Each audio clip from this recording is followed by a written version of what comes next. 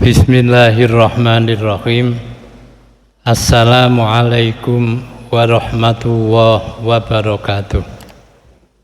Alhamdulillah ala ni'matil iman wal islam. Wassalatu wassalamu ala asrofil anbiya wal mursalin wa ala alihi wa sahbihi ajma'in. Amma ba'du. Jamaah zuhur yang dimuliakan Allah, pada minggu yang lalu telah saya sampaikan bahwa Ra'sul Iman Az-Zuhdu wal Wara', inti daripada iman itu adalah zuhud dan wira'i. Yang menjadi pertanyaan kepada kita adalah kenapa zuhud dan wira'i itu menjadi tolok ukurnya iman kita semua. Mari kita coba untuk mencari tahu kenapa zuhud dan wira'i menjadi puncak daripada iman seseorang. Pertama yang perlu kami sampaikan bahwa iman itu pembenaran dan pernyataan dengan lisan yang dibuhulkan ke dalam hati, diwujudkan dalam perbuatan. Maknanya bahwa iman itu butuh bukti. Jika tidak ada bukti, maka kita tidak berarti beriman kepada Allah. Jika kita hanya cukup, jika beragama itu hanya iman, maka ibaratnya adalah manusia yang masih telanjang, masih butuh baju. Jika hanya iman sudah cukup, iblis adalah makhluk Allah yang beriman. Ketika Allah berfirman, usjudu li Adam fasajadu illa iblis aba wastakbar. Ketika Allah memerintah untuk bersujud kepada Nabi Adam, semuanya bersujud kecuali iblis. Aba, menolak dan berkata dengan sombong. Dia merasa lebih tinggi daripada manusia, dicipta dari saripati tanah, dicipta dari saripati api, dan manusia dicipta dari tanah. Karena itulah dia menolak perintah Allah. Menolak perintah Allah sama dengan kafir, tidak taat, tidak patuh, meskipun dia beriman. Di sini sebagaimana tadi yang saya katakan, iman tidak cukup, butuh baju. Baju iman itu adalah takwa. Oleh karena itu, orang yang beriman akan mempunyai baju apabila dia bertakwa kepada Allah Subhanahu wa ta'ala. Jamaah yang dimuliakan Allah, iman adalah hidayah Allah. Kita tidak bisa melakukan satu apapun kepada orang lain untuk dapat beriman. Sebagaimana contoh Nabi, ketika beliau dipelihara, disayang, dibela oleh paman, saat paman itu meninggal dalam keadaan tidak beriman kepada Allah, dia menangis sejadi-jadinya, menyesali peristiwa itu, turunlah firman Allah, innaka la tahdi man ahbabta walakinnallaha yahdi may yasha. Kamu tidak bisa memberikan hidayah, petunjuk kepada siapapun yang kamu cintai. Yang memberi petunjuk ataupun hidayah itu adalah Allah Subhanahu wa ta'ala. Jamaah yang dimuliakan Allah, iman bukan hanya percaya, tetapi iman harus berujung kepada cinta. Cinta yang dimaksud di sini adalah cinta kepada Allah Subhanahu wa ta'ala. Itu menurut tinjauan para ahli tasawuf, ujung daripada iman adalah cinta kepada Allah. Cinta kepada Allah yang dimaksud di sini adalah cinta yang melebihi segala-galanya selain Allah, ma siwallah.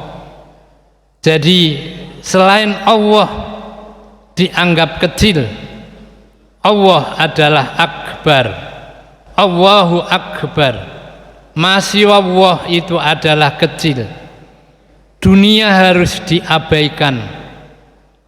Orang yang bisa mengabaikan keduniaan, barulah dia akan bisa mencapai pada puncak cinta kepada Allah. Para ahli ma'rifah menjelaskan atau mengumpamakan orang yang menjauhi kehidupan dunia untuk meraih akhirat seperti orang yang dihalangi oleh seekor anjing saat akan memasuki pintu gerbang raja, lalu dia melempar sepotong roti kepada anjing penjaga pintu gerbang.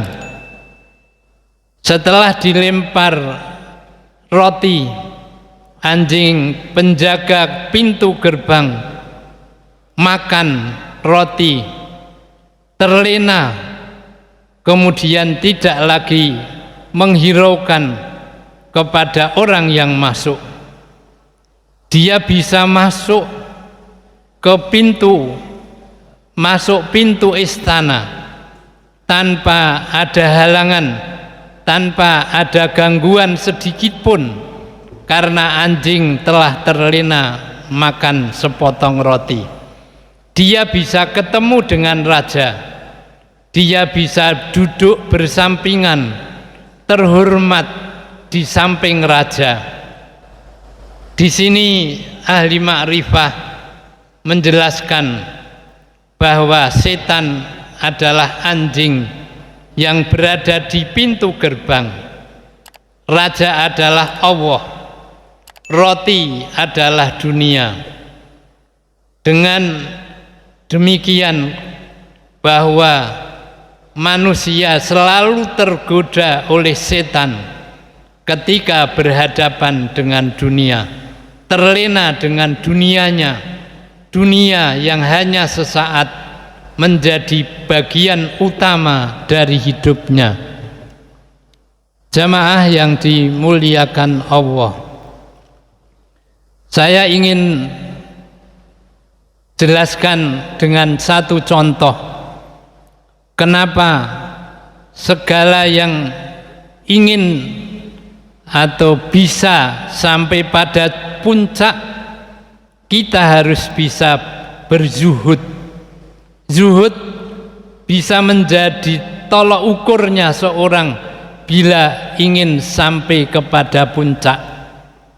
Contoh sholat yang sedang kita lakukan setiap hari. Ketika orang menjalani sholat, ajaran Gusti Allah, sholat harus dikerjakan dengan khusyuk. Karena itulah Allah perintahkan dengan kata aqimis sholah, tegakkan sholat. Kata tegakkan berarti maknanya kerjakan sholat dengan khusyuk.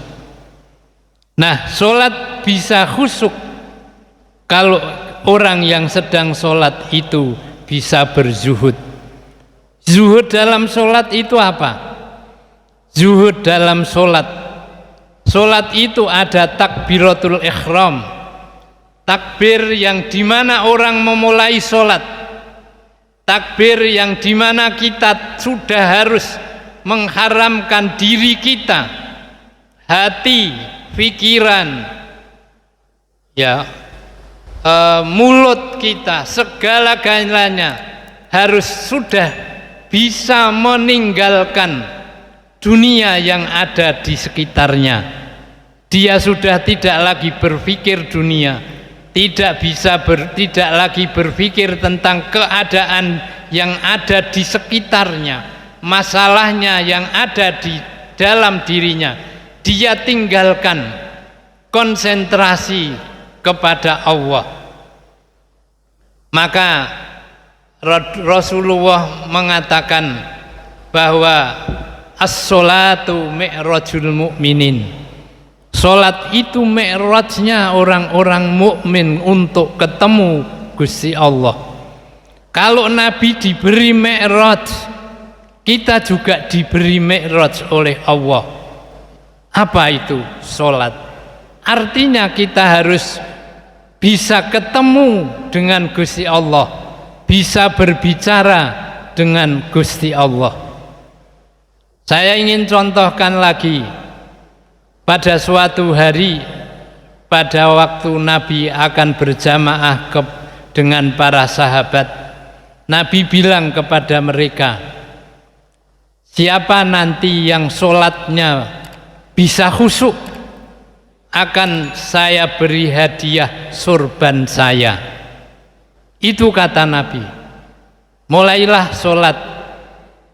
Kemudian setelah Nabi menjalankan ibadah sholat bersama para sahabat, antara lain ada Ali bin Abi Thalib. Ali pertama kali yang ditanya, apakah pada waktu kamu sholat di pikiran kamu terdetik hadiah sorban? Itu kata Nabi, ada detikan sorban di pikiran atau hati kamu? Jawab Ali, iya, hadiah itu. Kalau Ali saja begitu, maka yang lain pun pasti begitu. Maka ketika orang sudah tergoda, teriming-iming dengan dunia, berarti tidak bisa zuhud. Kalau kita mau khusyuk, zuhud.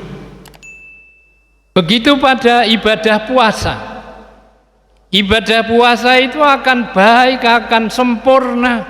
Tuhan ngajari kita zuhud, meskipun kecil. Tidak makan minum 1 hari.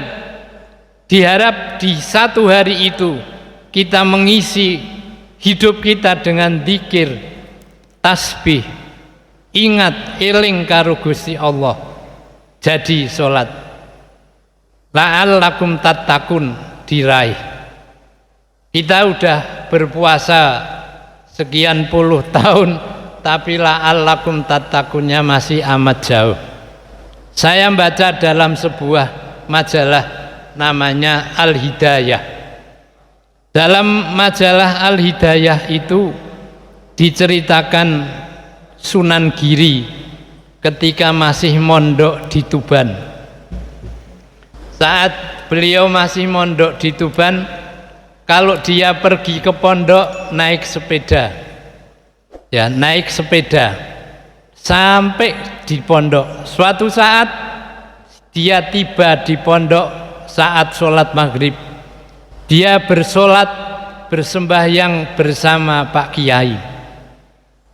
Pada waktu beliau sholat bersama Pak Kiai, di tengah-tengah sholat dia tertawa terbahak-bahak, guyu, banter, yang menyebabkan santri-santrinya geger. Wong sholat di tengah-tengah santri sekian banyak ono Pak Kiai, dia tertawa terbahak-bahak, kemudian dia sholat sendiri.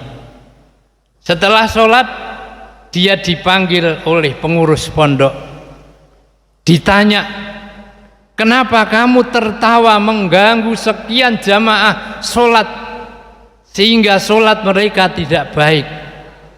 Dia bilang, bagaimana saya tidak tertawa, Pak Kiai, saat baca ayat Al-Quran, Fatihah dan ayat, dia teringat liwetnya di rumah.